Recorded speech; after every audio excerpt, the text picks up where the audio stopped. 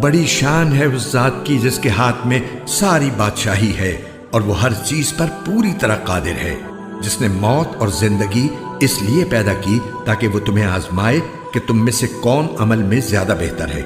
اور وہی ہے جو مکمل اقتدار کا مالک، بہت بخشنے والا ہے، جس نے 7 آسمان اوپر تلے پیدا کیے۔ تم خدائے رحمان کی تخلیق میں کوئی فرق نہیں پاؤ گے۔ اب پھر سے نظر دوڑا کر دیکھو، کیا تمہیں کوئی رخنہ نظر آتا ہے؟